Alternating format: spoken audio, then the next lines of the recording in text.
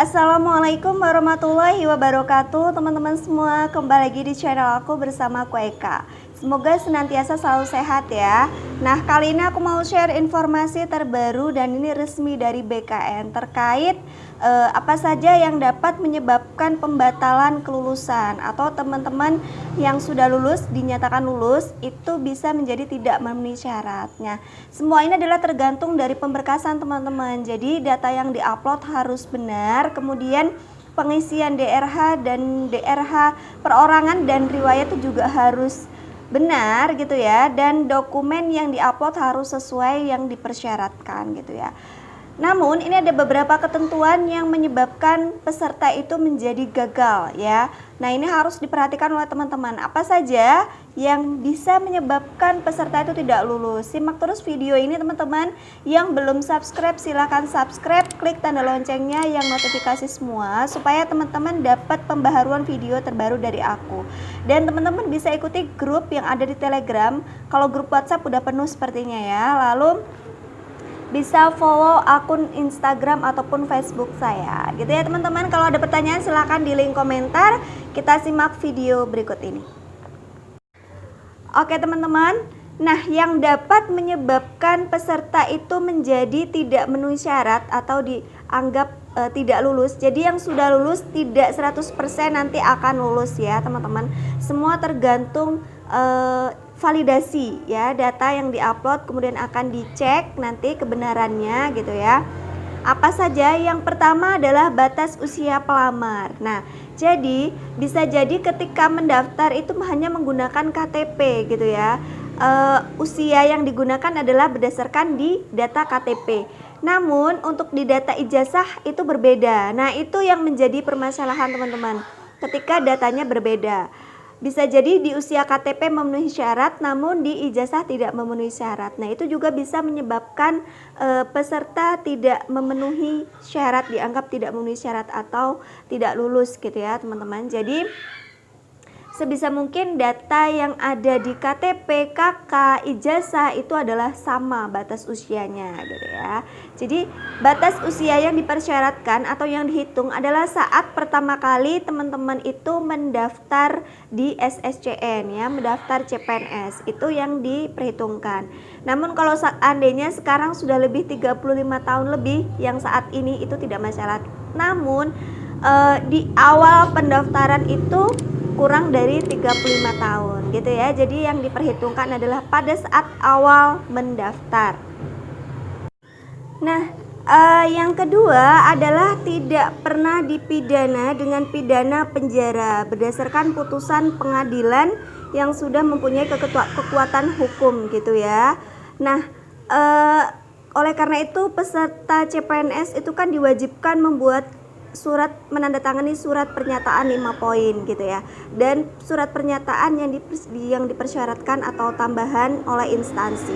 Nah, itu teman-teman. Jadi memang jika ada laporan dari masyarakat ataupun dari instansi terkait yang sudah pernah bekerja bahwa pernah dipenjara, mungkin itu kemudian dilaporkan ke BKN, nah itu akan divalidasi informasi tersebut. Nah, itu nanti bisa menyebabkan peserta TMS atau tidak memenuhi syarat. Jadi itu ketika orang tersebut dilaporkan pernah dipidana gitu ya, jika ada laporan masuk. Nah, itu akan diproses. Begitu penjelasan dari BKN gitu ya, melalui akunnya gitu.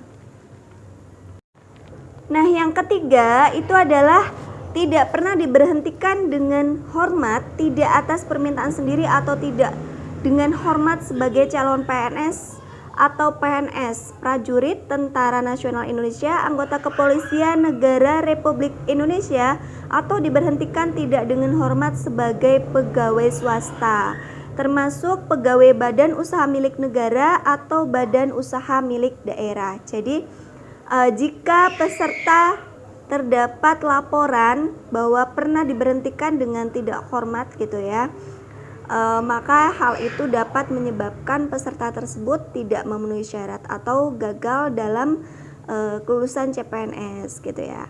Jadi itu adalah informasi yang resmi yang diberikan oleh BKN terkait dengan peserta yang bisa gagal dalam seleksi CPNS meskipun dia sudah dinyatakan lulus gitu ya.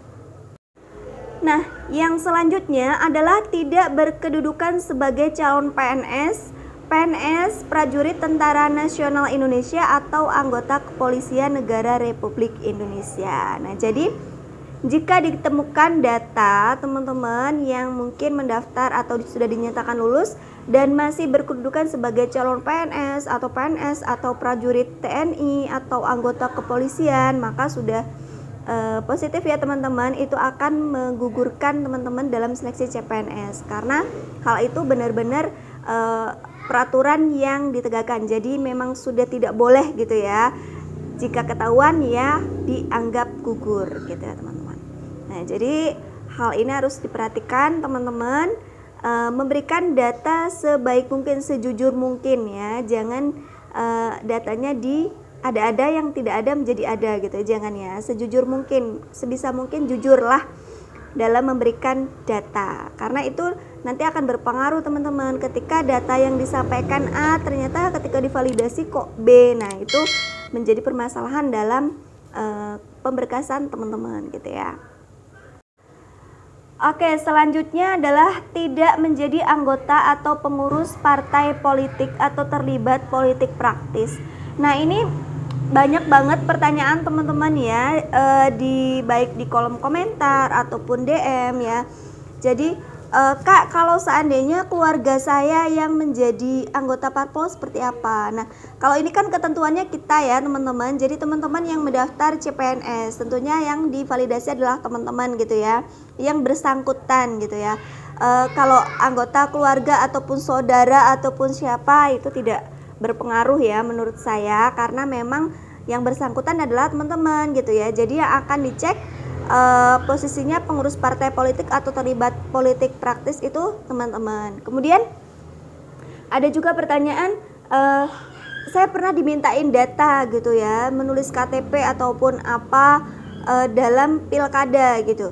Nah, itu harus diperhatikan teman-teman ya, datanya untuk apa. Kalau hanya untuk pemilu atau pemilihan umum gitu ya, kita harus memilih, itu ya tidak apa-apa. Jadi ketika kita memberikan informasi diri kita atau data kita diminta seperti KTP, teman-teman harus tanyakan dulu untuk apa Pak gitu ya. Jangan takutnya disalahgunakan gitu ya, karena ya kita kan tidak pernah tahu ya, semoga saja tidak. Jadi harus hati-hati, sehati-hati mungkin, karena terkait apa ini teman-teman, kalau sampai ketahuan atau kita terlibat dalam pengurus partai politik atau terlibat politik praktis, bukan hanya pengurus tapi menjadi anggota, itu juga akan dapat menggugurkan kelulusan teman-teman dalam CPNS gitu ya.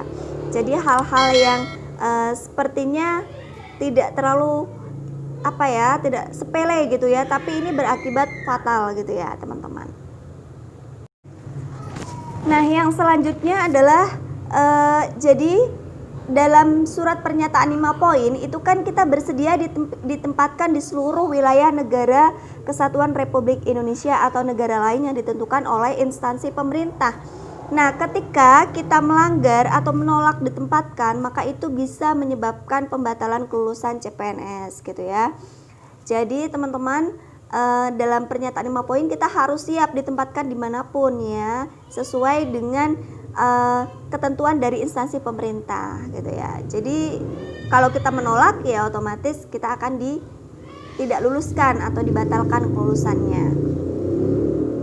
Nah, ini kemudian teman-teman, jadi yang tidak memenuhi syarat itu ya, dinyatakan tidak memenuhi syarat, selanjutnya itu adalah kelengkapan dokumen. Jadi teman-teman harus perhatikan sedetail mungkin ya, dicek berulang-ulang kali dokumennya sudah lengkap atau belum gitu ya, yang diupload, kemudian yang diisi dalam DRH perorangan ataupun riwayat gitu ya, harus dicek satu persatu.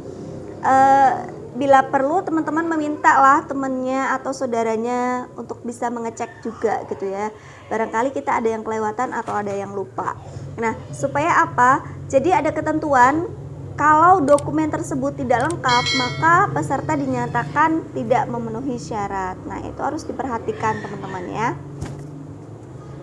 Oke, Nah, yang terakhir adalah jika ditemukan antara kualifikasi pendidikan dan kualifikasi yang ada di ijazah itu berbeda. Contohnya seperti teman-teman. Yang diminta adalah S1 ekonomi gitu ya. Yang dipersyaratkan itu S1 ekonomi. Namun ijazah yang diupload oleh teman-teman itu adalah S1 pertanian. Nah, itu kan nggak nyambung. Nah, jadi itu bisa menyebabkan peserta itu tidak memenuhi syarat atau dianggap gagal ya dalam kelulusan CPNS. Nah, sebisa mungkin teman-teman upload data yang sesuai dipersyaratkan gitu ya. Bagaimana kalau saya misalnya S1-nya 2 ya, ijazahnya 2, misalnya yang dipersyaratkan akuntansi, sedangkan ijazah S1 saya memiliki 2, ekonomi dan akuntansi. Sebaiknya mana yang diupload atau dua-duanya? Kalau menurut saya yang sesuai teman-teman. Kalau yang dipersyaratkan akuntansi, uploadlah yang akuntansi gitu ya. Karena takutnya seperti itu tadi, antara kualifikasi pendidikan dan ijazah itu berbeda gitu ya. Jadi itu bisa menyebabkan peserta tidak memenuhi syarat atau dibatalkan kelulusannya. Nah, mungkin seperti itu teman-teman. Jadi teman-teman harus sehati-hati mungkin dalam mengisi data dan mengupload dokumennya. Dicek kembali dokumen yang dipersyaratkan, kemudian ukurannya, nah itu harus diperhatikan. Apakah pecah atau tidak, bisa terbaca atau tidak gitu ya untuk dokumennya. Karena memang yang dipersyaratkan adalah minimal 100 hingga maksimal 500 kilobit. Nah, itu harus diperhatikan. Oh ya teman-teman, kalau untuk scan sebaiknya jangan menggunakan HP ya, sebaiknya ke mesin scan. Karena apa? Takutnya nanti datanya tidak terbaca gitu ya teman-teman, atau lebih jelas lah kalau menggunakan mesin scan. Itu yang disyaratkan oleh SSCN ya, itu ada ketentuannya. Sebaiknya menggunakan mesin scan, jangan menggunakan handphone gitu ya teman-teman. Ya oke teman-teman, mungkin itu adalah share dari saya, semoga bermanfaat dan saya doakan teman-teman bisa lancar, barokah dalam melaksanakan pemberkasan CPNS dan dinyatakan lulus CPNS hingga nanti mendapatkan SK-nya gitu ya teman-teman. Semoga lancar, saya doakan sukses selalu. Dan buat teman-teman yang belum lulus, hal ini, berita ini, informasi ini bisa digunakan untuk mendaftar di CPNS selanjutnya tahun depan ya. Jadi teman-teman sudah siap-siap, oh ternyata hal ini yang harus saya perhatikan dalam mengikuti seleksi CPNS supaya teman-teman gak gagal gitu ya. Sukses selalu, begitu share dari saya. Yang belum subscribe silahkan subscribe video ini, klik tanda loncengnya yang notifikasi semua, kemudian share dan like. Boleh ada pertanyaan di link komentar, ikuti grup Telegram saya, dan follow akun Facebook ataupun Instagram. Oke, terima kasih. Jika ada salah kata saya mohon maaf. Wassalamualaikum warahmatullahi wabarakatuh.